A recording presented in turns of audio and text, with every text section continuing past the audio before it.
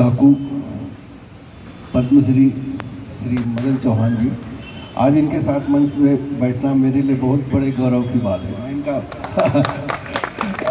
अच्छे सच्ची बताऊं तो हम लोग अक्सर मिलते हैं, रोज ही मिलते हैं। इनके साथ तो रोज हमारी संगत बैठती है, रोज ही स्वप्निल स्टूडियो में भी आते हैं, स्वप्निल स्टूडियो में मैं भी जाता हूँ किसी न किसी काम से, तो हम दोनों बैठते हैं और खूब संगीत की चर्चा इसे करता हूँ। ये बहुत मेरे को मिला संगीत के लिए, क्योंकि संगीत तो शुरू इन्हीं लोगों से होता है, यही लोग थे जिन्होंने संगीत को शुरू किया है। और छत्तीसगढ़ी संगीत तो मतलब शुरुआत ही इन्होंने किया है।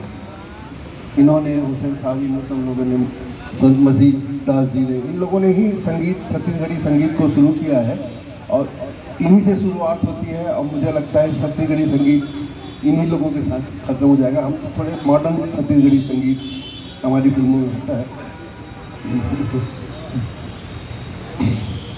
तो आज जो ये प्रोग्राम है क्रिएटिव विजन का प्रोग्राम है, जिसमें सोन के नथनी ने 50 मिलियन पार किया।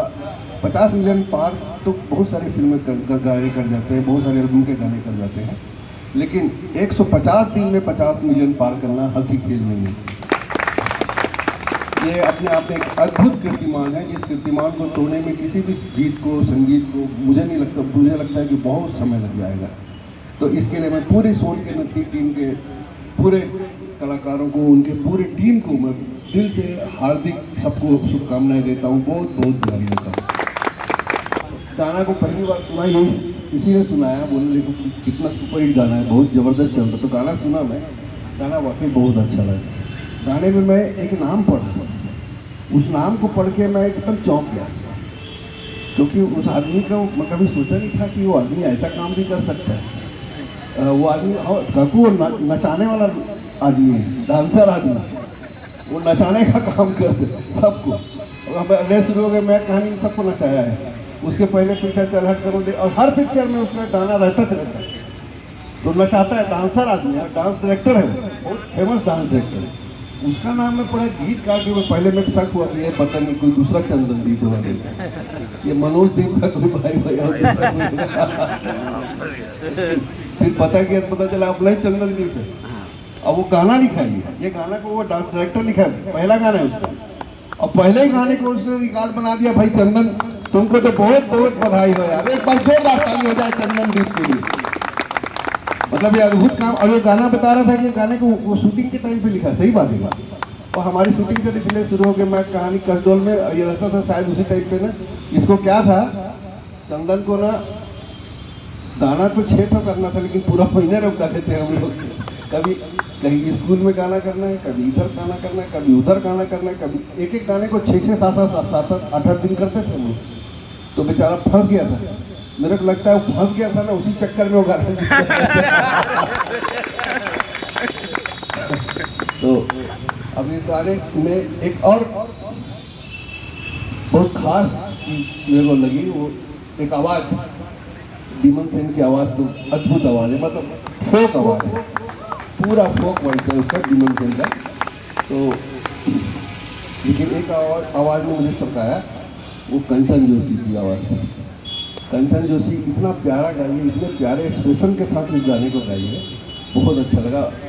मतलब मैं फ़ैन हो गया कंचन जोशी का, और निश्चित रूप से अपने आने वाली फिल्म में उससे ज़रूर गाना गाऊंगा मैं।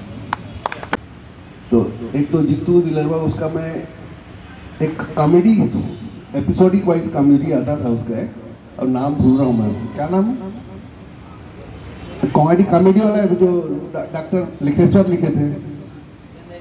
हाँ हाँ, भोला एक था बढ़िया वाला, उसको मैं पूरा देखा हुआ था, बहुत बढ़िया काम किया था, एकदम सीधा मासूम। इसकी खूबी क्या है कि अपना सा लगता है, प्यारा सा लगता है, अपना आदमी भाई, अपना भाई, छोटा भाई ऐसा लगता है। यही इसकी खूबी, जिसकी वजह से लोग इसको पसंद करते हैं, और इसमें भी उसका यही रूप देखने को मिला, तो बहुत अच्छा लगा। और इसकी जो नायिका थी उसके साथ तो मैं पहले काम कर चुका हूँ, है ना। चल हट कोनो देख ली में एक छोटे से सीन के लिए आई थी, और उसी सीन से मैं बहुत प्रभावित हुआ था उसके काम से। मुझे लगा था लड़की बहुत अच्छी एक्ट्रेस है, शालिनी विश्वकर्मा नाम है उसका। इन दोनों के लिए ताली हो जाए। अब क्या है, जब ये गाना इतना सुपर हिट हो गया ना, इतना रोज 3-3 लाख, एक दिन में 3-3 लाख, 3-3 दिन में 1 मिलियन, ऐसा होने लग गया है। अभी भी वही स्पीड है। तो क्या होता है, कई लोग को ना हजम नहीं होता था, अरे ऐसे कैसे हो गया यार। तो वो बोलते हैं, बहुत लोग ऐसे जिनको जल्दी, उनका हाजमा बहुत खराब है हमारे, तो उनका हजम नहीं होता जल्दी, कोई भी चीज़ ना हजम करने में उनको बहुत टाइम लगता है।